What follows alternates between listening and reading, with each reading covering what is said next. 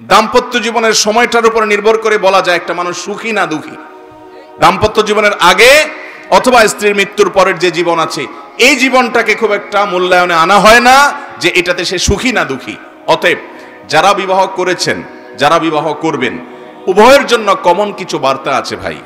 কোরআন এবং হাদিসের আলোকে 10টি টিপস দিতে চাই, 10টি পরামর্শ দিতে চাই কোরআন এবং হাদিসের আলোকে, যে পরামর্শগুলো যদি আমাদের জীবনে বাস্তবায়ন করা যায়, দাম্পত্য জীবনে আল্লাহ তাআলা আমাদেরকে সুখ এবং শান্তি দিবেন ইনশাআল্লাহ।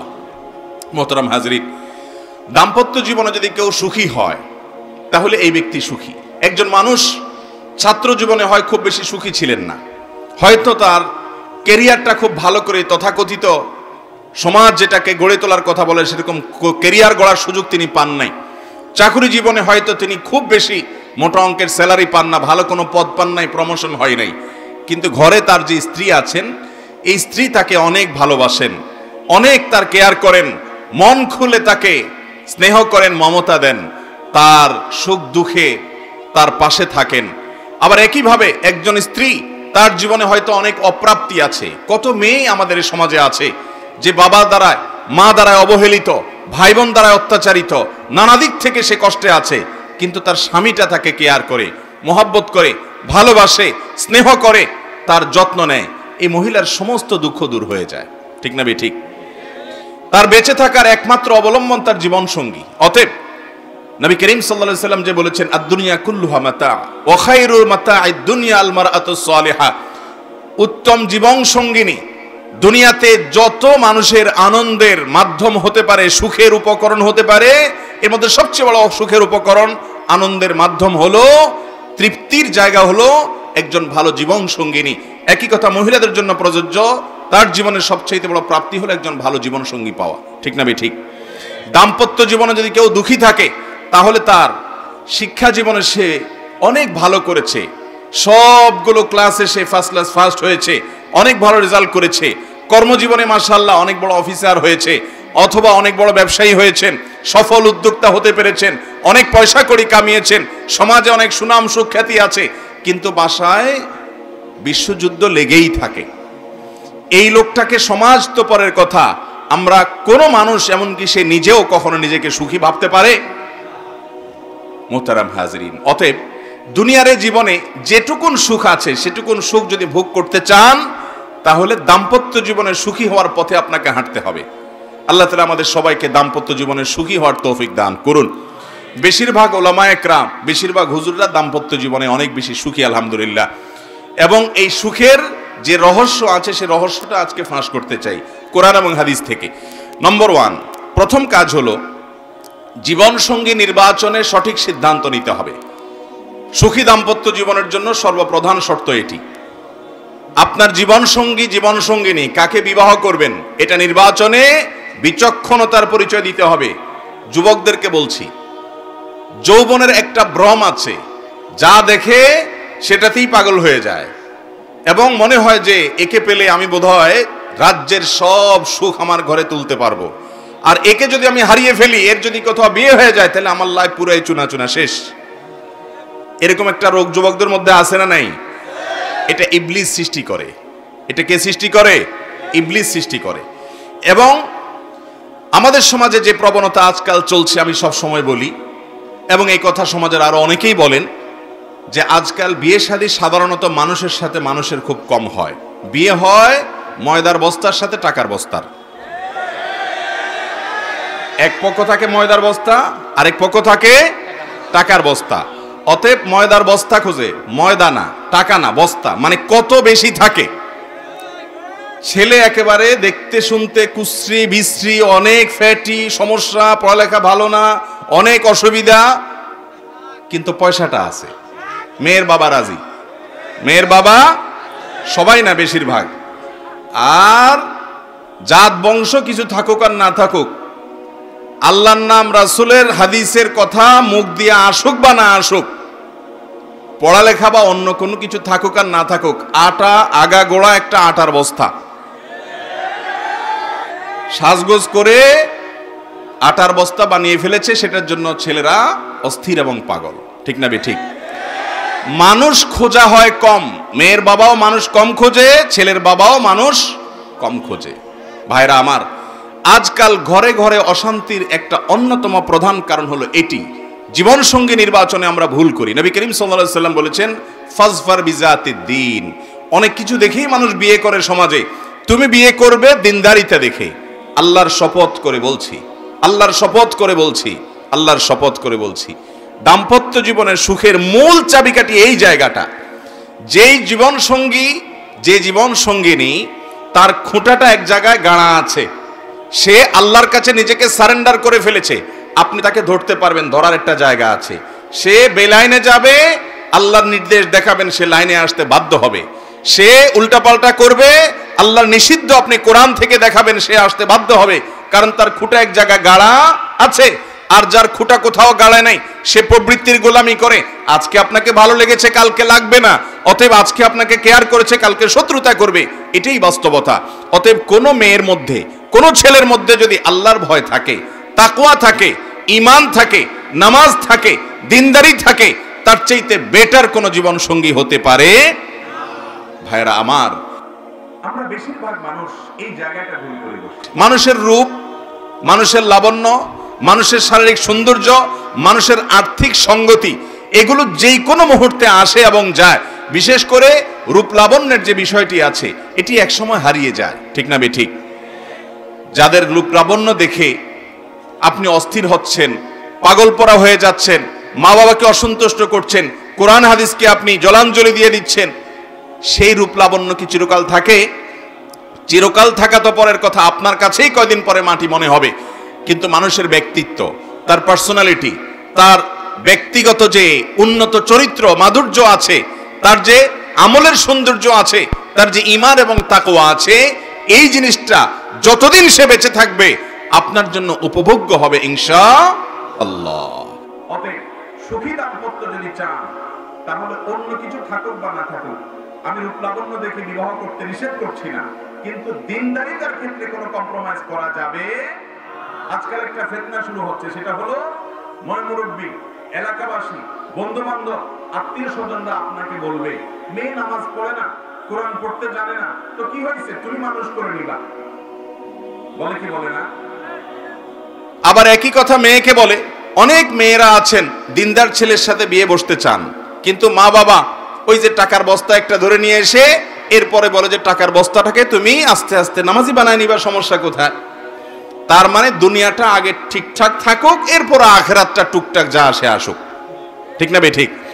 অথচ হওয়া দরকার ছিল যে তার মধ্যে টাকা পয়সা এগুলো এখন নাই, হয়ে যাবে এক সময়।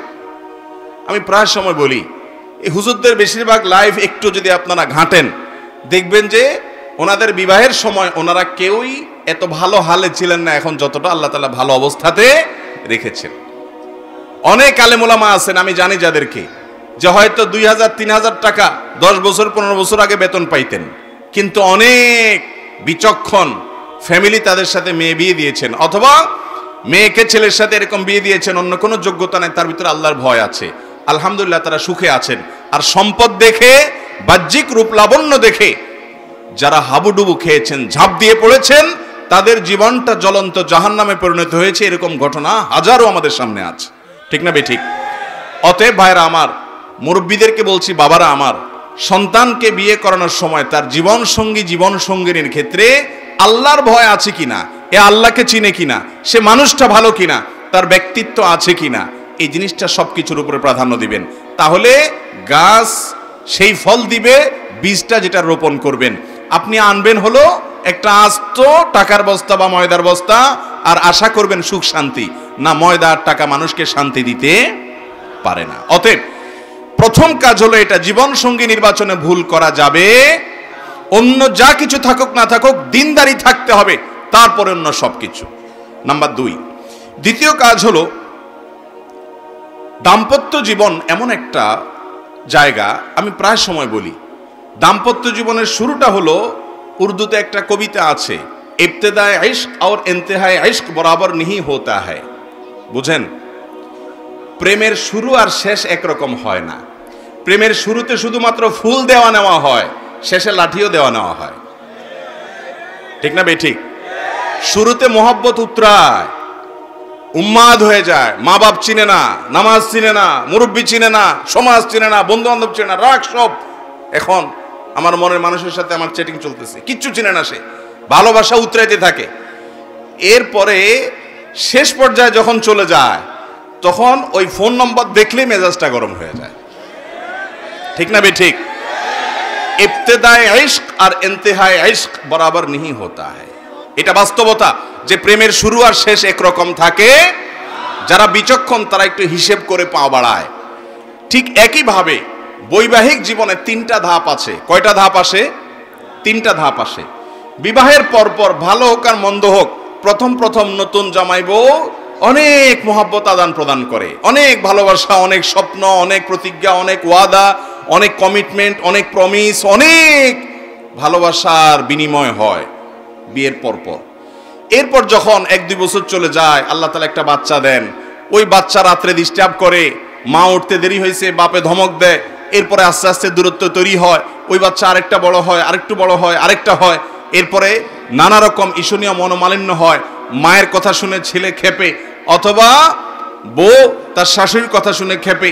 আস্তে আস্তে আস্তে আস্তে আস্তে টুনটান হতে হতে যখন সংসারটা একটু ভারী হয়, ছেলে মেয়ে হওয়া শুরু করে, 2-3 বছর হয়ে যায়, ও যে ঘোরটা কেটে যায়। সহজ কথা হলো, বিবাহের পরে প্রথম প্রথম যে ঘোরটা থাকে, ওই ঘোরটা কি কেটে যায়। অনেকটা ইয়ের মতো, সফট ড্রিঙ্কসের মতো।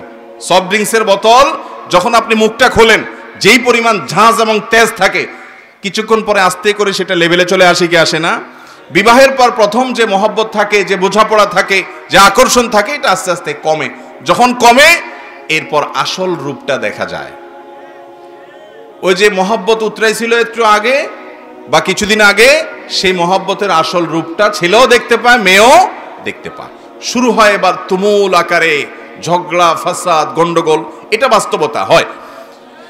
এরপর বৈবাহিক জীবনের একেবারে শেষের দিকে যখন চলে যায়, তখন আবার ওই প্রথম সময়টা কিন্তু ফিরে আসে। অর্থাৎ বুড়া বুড়ি টোনাটুনির সাথে সম্পর্কটা খুব ভালো থাকে। আপনি আমাদের এই সমাজে জোয়ান জামাই বউ যেরকম মারামারি লেগে থাকে, গন্ডগোল লেগে থাকে, মুরব্বী চাচাদেরকে বুড়া বুড়ি এরকম গন্ডগোল লাগালাগি করে এবং চুলাচুলি করে, এরকম খুব বেশি দেখেন? একেবারেই নাই। ওই মাঝামাঝি পর্যায়ে যা হয় না হয়, শেষের দিকে আবার মহব্বত অনেক হয়। নদীর এপারে কিছুটা শান্ত, ওই পারে কিছুটা শান্ত, মাঝখানে উত্তাল তরঙ্গ। ওই তরঙ্গ দেখে অনেকে ভুল করে এবং তরি ডুবিয়ে দেয়, আর ওই কুল পর্যন্ত যেতে পারে না। আর যে বিচক্ষণ, সে জানে যে এরকম চড়াই উতরাই হবে দাম্পত্য জীবনে, বোঝাপড়ার গরমিল হবে, গন্ডগোল ফাসাদ হবে, এগুলোর সব ওভারকাম করতে হবে। একটা সময় আমার শান্তি আসবে। বিশেষ করে মা বোনদের একটা সমস্যা হলো যে পরের ঘর করতে গিয়ে নানা রকম ঝামেলা তৈরি হয়। তখন তারা কি করে, না এসব আর করবো না, আমি চলে যাই। এভাবে যে বেশিরভাগ মেয়ে পরবর্তীতে আফসোস করতে হয়। আর এই কারণে দাম্পত্য দ্বিতীয় মন্ত্র হলো সবর এবং শুকর। এই দুইটা অভ্যাসকে নিজের জীবনে আনতে হবে। যাদের মধ্যে সবর নাই, যাদের মধ্যে কৃতজ্ঞতা নাই, এরা কখনো দাম্পত্য জীবনে সুখী হতে পারে? দাম্পত্য জীবনের সুখের অন্যতম মূল মন্ত্র হলো সবর করা। কারণ দুই ফ্যামিলির দুইজন মানুষ একত্রে সংসার করবে, এক ছাদের নিচে থাকবে, জীবন কাটাবে, সব কিছু ব্যাটে বলে কিয়ামত পর্যন্ত কোনো দিনই হবে। আপনি আমি কে? নবী করিম সাল্লাল্লাহু আলাইহি সাল্লামের সাথে, তার স্ত্রীদের সাথে, উম্মুল মুমিনিনদের সাথে ছোটখাটো বিষয় নিয়ে মান অভিমান হয়েছে না হয় নাই? বহুত হয়েছে। এবং সে মান অভিমানটা আমাদের মতো না, তাদের মতো করে হয়েছে। কারণ স্বামী স্ত্রী একসাথে দাম্পত্য জীবনে যখন সময় কাটাবে, তাদের মধ্যে বোঝাপড়ার গরমিল হবে। এই সময়টাতে দরকার হয় সবর করা। মনে রাখবেন, ইবাদতের অনেক বড় একটা পার্ট হলো সবর এবং ধৈর্য। আল্লাহ কোরআনে বলেছেন, ইন্নামা ইউওয়াফাস সাবিরুন আজরাহুম বিগাইরি হিসাব। যাদের পুরস্কার আল্লাহ তাআলা কোনো হিসাব করে দিবেন না, তারা হলো যারা সবরকারী, ধৈর্যকারী তারা। অতএব দাম্পত্য জীবনে ধৈর্য থাকতে হবে। স্বামী অনেক উল্টাপাল্টা করবে, সবর করতে হবে। মনে করতে হবে এর চাইতে অমানুষও পৃথিবীতে আছে। আবার স্ত্রী অনেক উল্টাপাল্টা করবে, সেক্ষেত্রেও সবর করতে হবে। মনে করতে হবে যে এর চাইতে অমানুষ অনেক আছে, এবং নিজেকে সান্ত্বনা দিতে হবে। অনেক ক্ষেত্রে কৌশলী হইতে হবে। বিশেষ করে দাম্পত্য জীবনে কৌশল ছাড়া আপনি সুখী হতে পারবেন না। আশরাফ আলী থানভী রহমাতুল্লাহ আলাইহি একটা ঘটনা বলেছেন সম্ভবত একবার, যে ওনার কাছে এক ব্যক্তি এসে বলল, হুজুর, আমার বাসায় যে মহিলা আছে, আমার স্ত্রী, এই ভদ্র মহিলা আমি বাহির থেকে গেলেই কোনো কারণ ছাড়া অযথাই আমার উপরে সে চড়াও হয় এবং খুব বাজে ব্যবহার করতে থাকে। আমি আপনার ওয়াজটা শুনে একটু সবর করার চেষ্টা করি, কিন্তু কত পারা যায়, পারি না। আপনি একটু আমাকে বুঝায় বলেন তো আমি কি করতে পারি। তখন উনি বললেন যে আপনাকে একটা বুদ্ধি শিখাই। বাসায় ঢোকার আগে দরজার সামনে গিয়ে কয়েক সেকেন্ডের জন্য আপনি একটু মাথাটা নত করবেন, করে কল্পনার জগতে ডুব দিবেন। ডুব দিয়ে নিজেকে নিজে বলবেন যে আমি এখন দরজা খোলার সাথে সাথে কথার কথা একটা কুকুর আমার বাসায় আছে, কুকুরটা আসবে, তো কুকুর মানুষ দেখলে ঘেউ ঘেউ করে, এটা করবে। এটা আপনি শুধু মাথায় মনে মনে চিন্তা করবেন। এরপরে খোলার পর মানুষকে কুকুর মনে করে ছোট করা না, মানে এটা জাস্ট একটা ট্রিটমেন্ট, যে আমি মানুষ না, মনে করলাম যে একটা মানুষের পাশে একটা কুকুর আছে, তো কুকুরটা আমাকে ঘেউ ঘেউ করবে, এটা তোমার মনে করবা। মনে করার পর এরপরে দরজা নক করবা। বউ খোলার পর যদি তোমার সাথে ঘেউ ঘেউ করে, তুমি সাথে সাথে ওই যে তোমার ওই ধ্যান কল্পনার জগতে ডুব দিবা। ডুব দিয়া তোমার স্মৃতিতে আনবা যে একটা কুকুর, আমি রাস্তা দিয়ে যাচ্ছি বা কোথাও গেছি, এখন ঘেউ ঘেউ করতেছে, তো কুকুর ঘেউ ঘেউ করলে আমার সমস্যাটা কি, এটা তুমি মনে করবা। তো স্বামী বাসায় গেছে, যা দরজা খুলছে, দরজা নক করার আগে ওইরকম কল্পনা করছে, স্ত্রী দরজা খুলছে, যথারীতি জামা কাপড় খোলার পর শুরু হয়ে গেছে বিশ্বযুদ্ধ, ঠুসঠুস শুরু হয়ে গেছে। যখন এগুলো শুরু হয়ে গেছে, ভদ্রলোক সাথে সাথে চোখ বন্ধ করে ওই ধ্যান করা শুরু করে দিছে, যে হুজুর বলে দিছে যে আমার তো এরকম একটা পরিস্থিতি আমি কল্পনা করতে হবে। করলো, তো করার পরে লোকটা হেসে দিছে। বউ চিন্তা করলে ব্যাপার কি, প্রতিদিন হামলা পাল্টা হামলা হয়, গোলা বারুদ এখান থেকে গেলে ওখান থেকেও কিছু আসে, আজকে দেখি এবারটা মিটমিট করে হাসে, কাহিনী কি? স্ত্রীর তো মেজাজ আরো গরম হয়ে গেছে, সে যত গরম হয় এ দেখে আরো বেশি হাসে।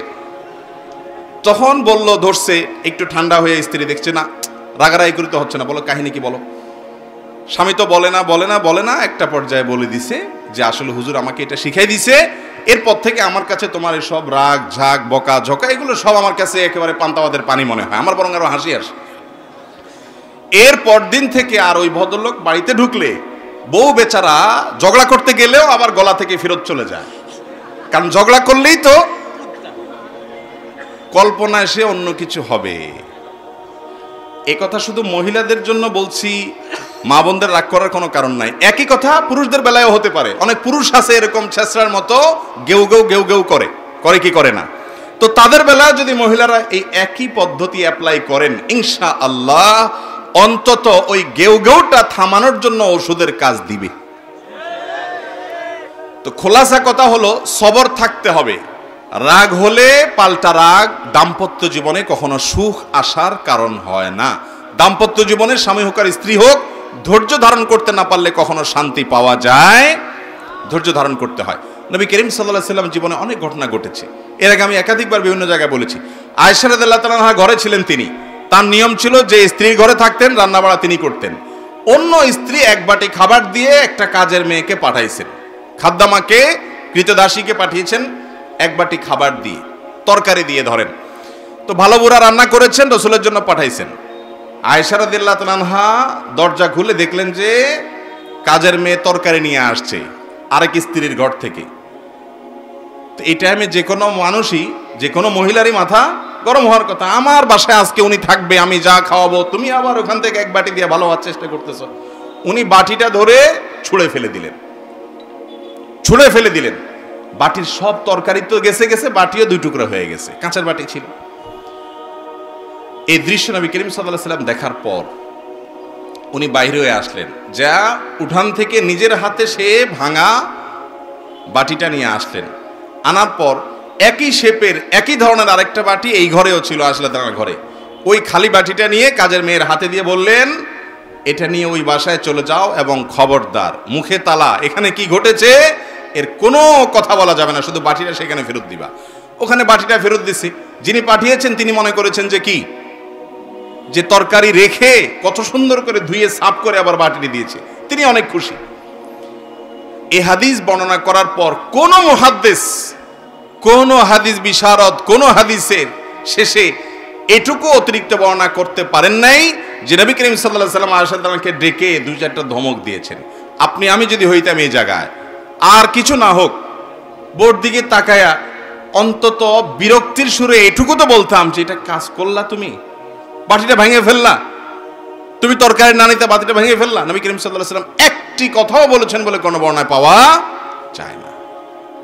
দাম্পত্য জীবনে শান্তি আসার জন্য স্ত্রীর অনেক কিছুকে হজম করা শিখতে হয় স্বামীর, আবার একইভাবে স্বামীর অনেক কিছুকে হজম করা শিখতে হয় কার? স্ত্রীর। আজ আমাদের সমাজ ব্যবস্থায় ভোগ ভোগ ভোগ, ত্যাগের কোনো নাম নিশানা নেই, যার কারণে সবর কেউ কাউকে প্রতি করতে রাজি না। দাম্পত্য জীবনের শান্তির জন্য এই সবর এবং শুকর যা আল্লাহ তাআলা দিয়েছেন সেটার উপরে শুকরিয়া আদায় করার মানসিকতা থাকতে হবে, না হলে কোনোদিনই আপনি শান্তি পাবেন না। নাম্বার 3 নম্বর হলো স্বীকৃতি দিতে হবে। ভালোটার কি দিতে হবে? স্বীকৃতি। আল্লাহ তাআলা পৃথিবীতে এমন একজন মানুষও তৈরি করেন নাই যে মানুষের মধ্যে ভালোর কোনো লেশ নাম নিশানা কিছুই নেই। যত খারাপ মানুষই হোক তার মধ্যে ভালো কোনো না কোনো গুণ অবশ্যই আছে এবং থাকবে। আপনার স্ত্রী সে মানুষটা খারাপ, কিন্তু দেখবেন হয়তো তার রান্নাটা ভালো, অথবা তার চরিত্রটা ভালো, অথবা তার চেহারাটা ভালো, অথবা তার অন্য কোনো দিকটা ভালো, অবশ্যই কোনো না কোনো ভালো দিক তার মধ্যে আছে। একইভাবে একজন মহিলা তার স্বামীকে যত খারাপ মনে করুন, ওনার যদি অর্থনৈতিক দিক থেকে দুর্বলতা থাকে, অলস কিসিমের মানুষ হয়, তার চরিত্রটা হয়তো ভালো। অনেক স্বামীর চরিত্র ভালো নাই, পয়সা কড়ি ভালো আছে, আবার চরিত্রটা যদি খারাপ হয় হয়তো তার হক আদায়টা করে, এক্ষেত্রে ত্রুটি করে না, অথবা অন্য কোনো না কোনো দিক থেকে গুণ আছে। একেবারে কোনো গুণ নাই এমন কোনো মানুষ আল্লাহ সৃষ্টি করেন নাই। দাম্পত্য জীবনে, বৈবাহিক জীবনে যদি শান্তি পেতে চান, তাহলে স্বামী হলে স্ত্রী, স্ত্রী হলে স্বামীর ভালো গুণগুলো আবিষ্কার করার চেষ্টা করতে হবে। নবী করিম সাল্লাল্লাহু আলাইহি ওয়াসাল্লাম এই পলিসি বাতলাইছেন। তিনি বলেছেন, তুমি তোমার জীবন সঙ্গিনীর কোনো কর্মে যদি অসন্তুষ্ট হও, তার অনেক কাজ আছে যেগুলো তুমি সন্তুষ্ট হতে পারো, তুমি সেগুলোর কল্পনা করবে, ধ্যান করবে, চিন্তা করবে, দেখবে যে তোমার দুঃখ কষ্ট হয়ে এগুলো দূর হয়ে যাবে এবং তার ব্যাপারে তোমার প্রশান্তি আসবে। দাম্পত্য জীবনে বেশিরভাগ ঘরে সংসারে অশান্তি হয় তখন যখন স্বামী তার স্ত্রীর কোনো কিছুর মূল্য দিতে রাজি না, স্ত্রী তার স্বামীর কোনো কিছুর স্বীকৃতি দিতে রাজি না। অনেক মহিলা আছে স্বামীকে সারাদিন দৌড়ের উপর রাখে, তোমার মতো মানুষ দুনিয়াতে আছে, তোমার মতো পাগল ছাগল দুনিয়াতে আছে, আমার কপালে যে কি হলো, এরকম কপাল পড়া দুনিয়াতে কয়টা মহিলা আছে, সামনে এগুলো বলে। কিন্তু স্বামী যখন চলে যায় অন্যদের সামনে, বিশেষ করে বাপের বাড়ির লোকদের সামনে যখন কথা বলে, তখন গল্প দেয় এমন ভাবে যেন তার স্বামীর মতো এরকম যোগ্য পুরুষ, এত ভালো মানুষ দুনিয়াতে আর দ্বিতীয়টা আছে না। নাই এরকম একই কথা অনেক পুরুষের আছে, যে সামনে দেখা যায় দুনিয়ার বউকে তাচ্ছিল্য করে, তুচ্ছ করে, ছোট করে, কিন্তু বাইরে যায় ঠিকই নিজের ভাবটা জাহির করার জন্য গল্প দেয়। আছে না নাই? এটা হলো একজন ফাসিক মানুষের চরিত্র। ইমানদারের চরিত্র হলো দাম্পত্য জীবনে একে অন্যের সামনে তার স্বীকৃতি দিবে, ভালো গুণটা বলবে, তাতে ইনশাল্লাহ তার মধ্যে সংশোধন আসবে। বিশেষ করে স্ত্রীদের ব্যাপারে পুরুষদের প্রশংসা করার মতো কার্যকর কোনো ঔষধ আর দ্বিতীয়টা নেই। নিয়মিত যদি বউয়ের হাতে ভালো বুড়া রান্না খেতে চান, নিয়ম করে, রুটিন করে, সিস্টেম করে, একদম ডায়েরি মেনটেন করে প্রশংসা করেন, আপনি নিশ্চিত থাকেন ইনশাআল্লাহ আপনার দিনকাল অন্তত এই ক্ষেত্রে ভালো যাবে। ঠিক না বে ঠিক? যে সমস্ত স্বামী বউদের রান্নার দোষ ধরে, বাহিরে খেয়ে এসে বাসায় গল্প দেয়, এদের কপাল খারাপ। এরা ভবিষ্যতে ওই বউয়ের হাতে ভালো বুড়া খাওয়ার সম্ভাবনা খুব ক্ষীণ। আর ভালো হোক মন্দ হোক, যতক্ষণ পর্যন্ত আপনি পরিতৃপ্তির কথা জাহির করবেন, অবশ্যই কোনো ভালো দিক আছে, একটু প্রশংসা করবেন, দেখবেন ইনশাআল্লাহ দিনটা ভালো যাবে। বিশেষ করে স্বীকৃতি, এটা মানুষ চায়।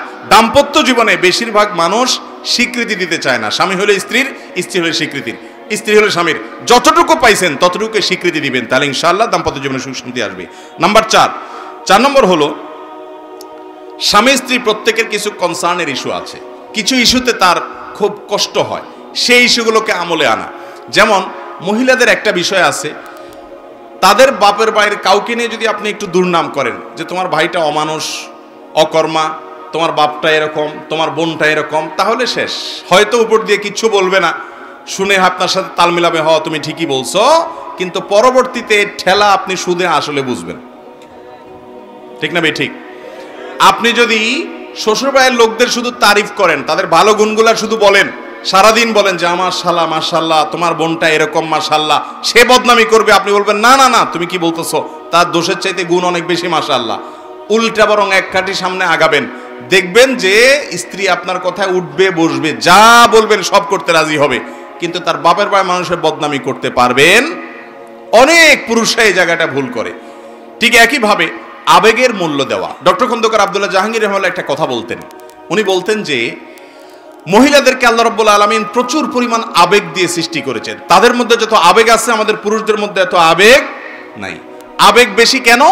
কারণ সারাদিন কাজ করেছে, অনেক রাত হয়েছে ঘুমাইতে ঘুমাইতে, এরপরও রাতে একটু চোখটা শুধু লেগে আসছে আর বাচ্চাটা পেশাব করে দিস, সব ভেসে গেছে, অথবা চিৎকার করে কেঁদে উঠছে। মা হিসাবে তার ঘুম ভেঙে উঠে যেতে হয়। যেই মা ঘুম পাগলে মা, ঘুম ছাড়া কিচ্ছু বুঝে না, এই রকম মাও ওই শিশুর কান্নার আওয়াজে ঠিকই ঘুম ভেঙে যায়। বাপ বিরক্ত হয়ে কই মাছের মাথা চাবানোর মতো এরকম করতে করতে উঠে হয়তো আরেক রুমে চলে যায়, মা ঠিকই বাচ্চা নিয়ে পড়ে থাকে। কিসের ভিত্তিতে পারে? তার মধ্যে আবেগ আছে। তার মধ্যে কি আছে? আবেগ আছে, ভালোবাসা আছে, আপনার চাইতে বেশি আছে। যার বুকে আবেগ বেশি থাকে ওই ব্যক্তির রাগটাও এরকম তাড়াতাড়ি হয়। অতএব স্ত্রীর রাগগুলোকে হজম করার মানসিকতা থাকতে হবে, কারণ সে বুক ভর্তি ভালোবাসা দিয়ে আপনার সন্তানদের মানুষ করছে। আবেগ অনেক বেশি আছে, এজন্য রাগটাও একটু বেশি। হজম করার চেষ্টা করতে হবে। দাম্পত্য জীবনে তার কষ্ট হয় এরকম কোনো বিষয় করা যাবে না। একই কথা মহিলাদের জন্য প্রযোজ্য, যে স্বামী কোন কথা একটু খেপে। অনেক পুরুষ আছেন তার মায়ের কোনো দোষ ধরলে তার মেজাজটা গরম হয়ে যায়, তার ভাই বোনের কোনো দোষ ধরলে মেজাজটা গরম হয়ে যায়, অথবা মানুষের সামনে কিছু বললে মেজাজটা গরম হয়ে যায়।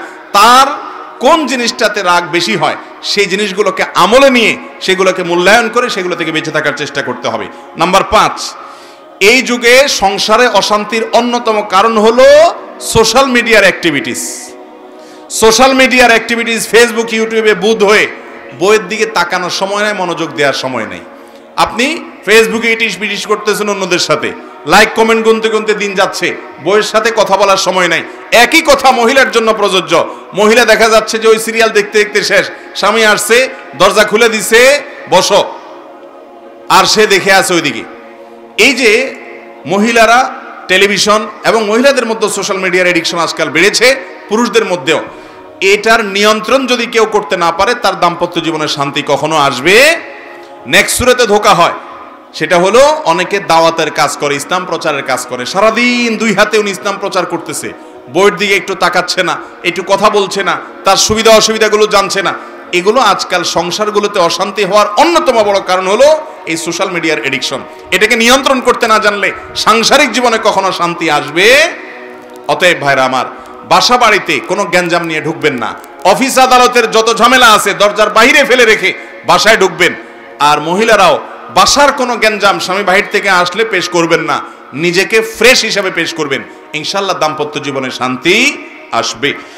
এরপরে 6 নম্বর হলো অন্যের মুখে দাম্পত্য জীবনের সুখে থাকার মিথ্যা গল্প শুনবেন না, বিশ্বাস করবেন না।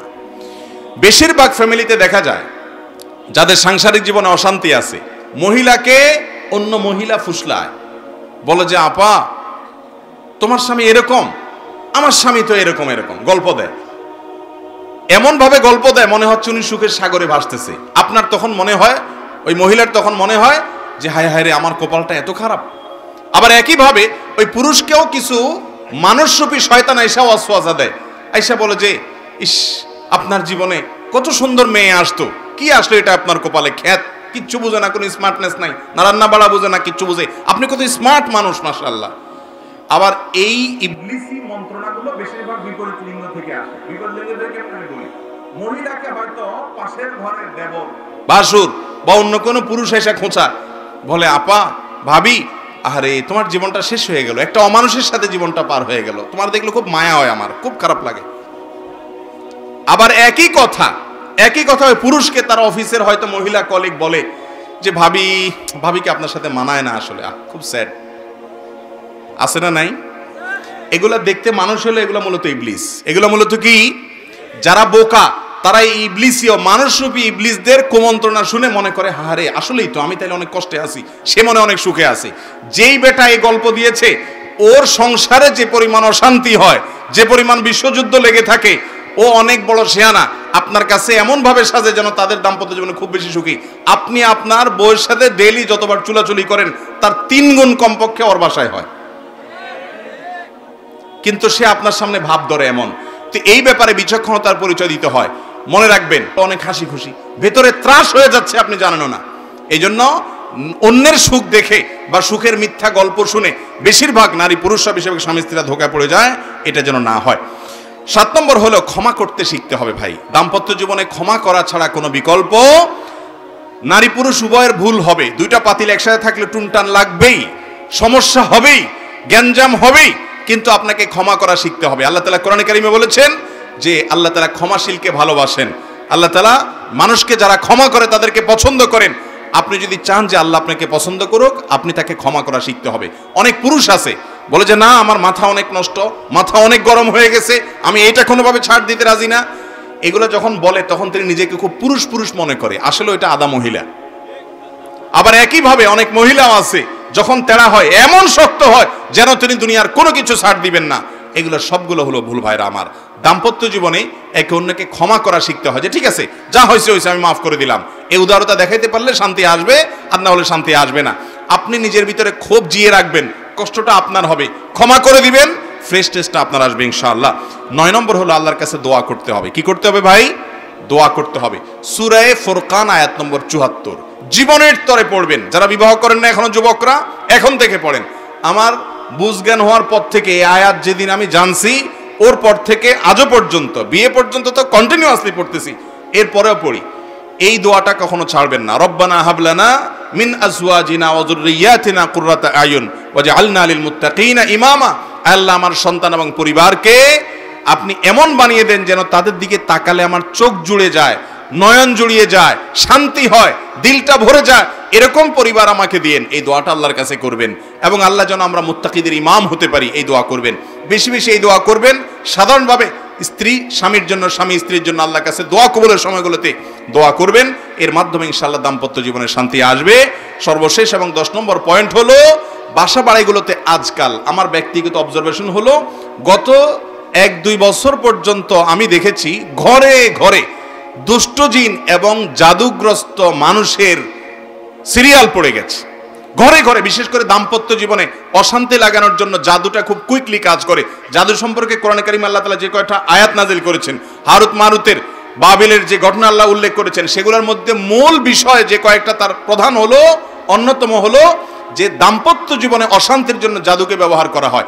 আমাদের দেশে ঢাকা শহরে দেখবেন পিলারে পিলারে তান্ত্রিক অমুক, কামরূপ কামাখ্যা থেকে প্রশিক্ষণ প্রাপ্ত, দেখেন নাই? ফেসবুকে পোস্টগুলোতে দেখবেন কমেন্ট, আমি এরকম কমেন্ট দেখলে আগে ব্লক করি, ওইটাকে বিসমিল্লাহ পড়ি। এগুলো সবগুলো হলো এই সমাজের অনেক বড় মাপের ক্রিমিনাল। আমি সবসময় বলি, আমাদের দেশের আইন শৃঙ্খলা রক্ষাকারী বাহিনী যারা আছেন, তাদের উচিত এই সমস্ত তান্ত্রিক লোকগুলোর ব্যাপারে অবজারভেশন করে, স্টাডি করে এদেরকে আইনের আওতায় আনা। ঘরে ঘরে অশান্তি সৃষ্টি করছে, জাদু এবং ব্ল্যাক ম্যাজিক করে করে সংসারে সংসারে খান খান করে দিচ্ছে, অশান্তি করে দিচ্ছে। গত সপ্তাহে এক দম্পতি আমার অফিসে এসেছেন। ওনারা বললেন যে ভাই, আমরা একে অন্যকে এত ভালোবাসতাম, যেটা কল্পনাতীত ছিল, কেউ কাউকে ছাড়া আমরা বাঁচতাম না, এমন একটা অবস্থা ছিল। আর এখন মহিলাও বলতেছে যে ওনাকে দেখলে আমার মনে হয় যে গায়ে আগুন জ্বালাই দিছে কেউ, আর স্বামীও বলতেছে একই অবস্থা আমার হয়।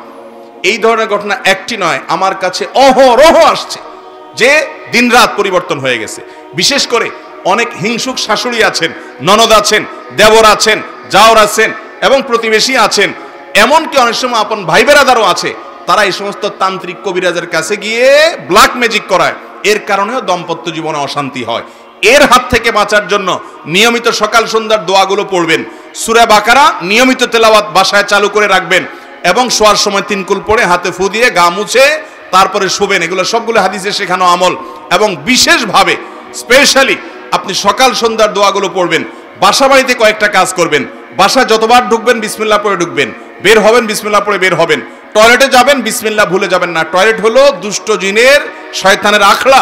অতএব টয়লেটের দরজা কখনো বাসার ভিতরে টয়লেট অ্যাটাচ থাকলে খোলা রাখবেন না, দরজা বন্ধ করে রাখবেন, কোনো ছবি টাঙিয়ে রাখবেন না। এগুলো সবগুলো শয়তানের অন্যতম আখড়া হয়ে থাকে। এই সবগুলো থেকে যদি পরিচ্ছন্ন রাখতে পারেন, ইনশাআল্লাহ দুষ্ট জিন এবং শয়তান এবং ব্ল্যাক ম্যাজিক থেকে আল্লাহ তাআলা হেফাজতে রাখবেন। এই 10টা পয়েন্ট যদি মাথায় রেখে আমলে আনতে পারেন, ইনশাআল্লাহ আল্লাহর উপরে ভরসা রেখে বলতে পারি, দাম্পত্য জীবনটা আপনি উপভোগ করবেন। আপনার ঘরটা জীবন্ত জান্নাত হবে এবং জান্নাতি সুখ আপনি আপনার দাম্পত্য জীবনে পাবেন ইনশাআল্লাহ।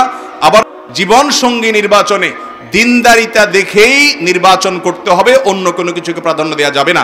নাম্বার 2, সবর এবং ধৈর্য ধারণ করা শিখতে হবে, শুকর করা শিখতে হবে। সবর ছাড়া কখনো দাম্পত্য জীবনে শান্তি আসবে না। হজম করা শিখতে হবে, ফুটফাট রাগ করা যাবে না, নিয়ন্ত্রণ করা শিখতে হবে নিজেকে। নাম্বার 3, নিজের জীবন সঙ্গীর ভালো কাজগুলোর প্রশংসা করা শিখতে হবে।